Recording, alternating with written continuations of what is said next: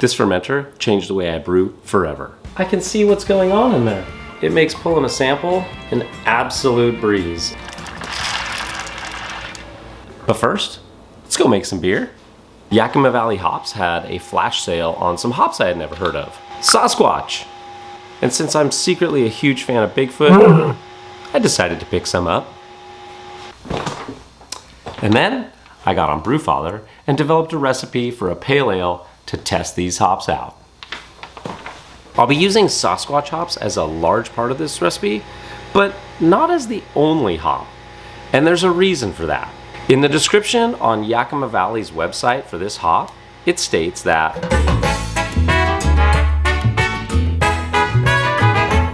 basically, Sasquatch is a great hop to pair with other flavor hops. So I thought it'd be great to try Sasquatch in a hop-forward pale ale and pair it with some Galaxy and Mosaic. And of course, I got a new toy to play with, so I'm going to be adding a decent-sized dry hop to this beer. Now that you know what beer I'm brewing, let's get back to why this fermenter changed the way I brew. If you've watched any of my channel before from the previous years, you would have known that I had an all-rounder for quite a while. About 6 months ago, that one reached the end of its time, and it was time to get a new one. To be completely transparent, I did reach out to Kegland, and they were kind enough to send me the all-rounder along with a lot of goodies and upgrades for it. So shout out to Kegland for making this video possible and hooking me up with a brand new all-rounder. By far my favorite fermenter of all time, and here's why. Another huge reason why I absolutely love this fermenter is I can see what's going on in there. And I can see that the krausen has dropped in this beer, so fermentation is completely done. I've chilled it down to about 50 degrees, and now it's ready to try out this bad boy and do a little bit of a dry hop. Let's check it out.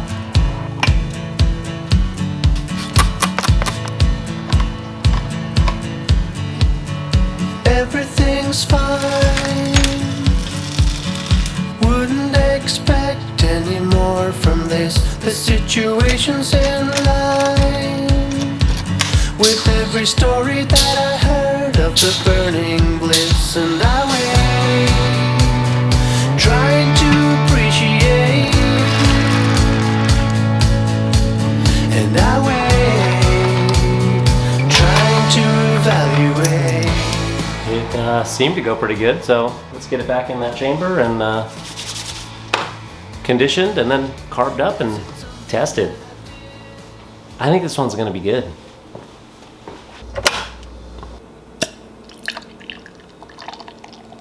That right there, being able to pull a sample that's half carbonated straight from the fermenter, is one huge reason that I love the all-rounder. Now that'll work for any pressurizable fermenter, but what I like to do is throw a spunding valve on at the tail end of fermentation and start capturing some of that CO2 that the yeast is still producing to start carbonating the beer. And then what I'll do before I cold crash is I'll put about 10 psi used from my CO2 tank on there, so that when I cold crash it doesn't collapse that fermenter on me.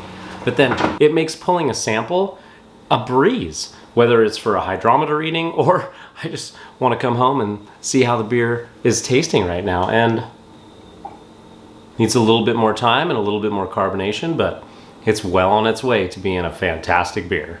This was the first fermenter that I ever had that was pressure rated, which made pressure transferring capable.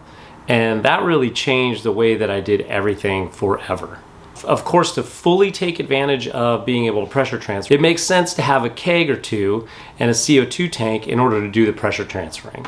Bottling always kind of seemed like a chore to me, having to clean all the bottles and then filling them one at a time. And when you have a keg and CO2 and you're just transferring it into a keg, you only have to clean one thing, and then you only have to fill that one thing. So to me, pressure transferring made the making of the beer and bottling day so much more enjoyable. And that's one of the things that I think I attribute to the fact that I am able to make beer so often is I don't really mind bottling it. It really doesn't take much work.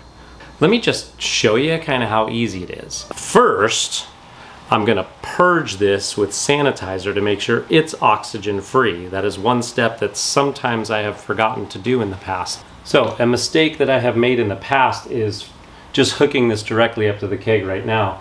It is filled with sanitizer. So a mistake that I have made in the past is to just hook this up and then I pump a bunch of sanitizer in there. So what I have done is I just get a little glass and I've got this handy dandy little poppet depressor, aka an IKEA chip clip, and I'm just going to go ahead and empty the sanitizer into this cup.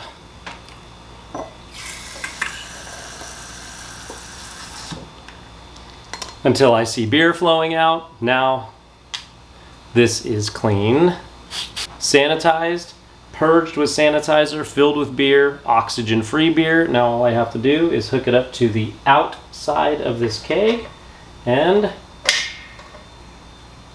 beer will start flowing. So I've got my beer coming out and going straight into the keg. You do need to have some sort of spunding valve or a way to release the pressure in there.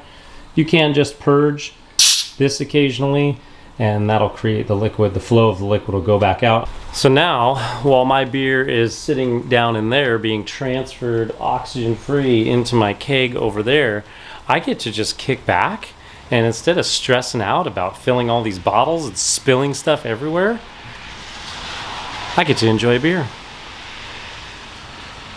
I'm gonna go watch the rain outside and let my beer transfer.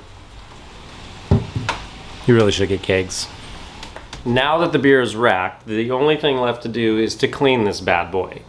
So one of the other things that I really like about this fermenter is that it's got the floating dip tube in there. Drawing the clearest beer from the top really helps out and it keeps all that gunk at the bottom of the fermenter. Ultimately, which fermenter you decide to go with is up to you. For me and my system, this works great.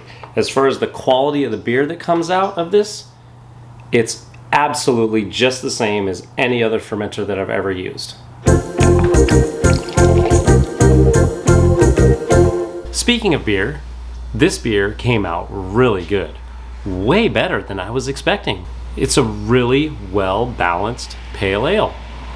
It's not what I was expecting in a good way. The Sasquatch, I'm glad I have about 4 ounces of that 8-ounce bag left that I bought because I think it's going to require a little bit more experimentation. I think it would be good in a Pilsner. I'd like to try that Sasquatch in maybe like a hop-forward lager style.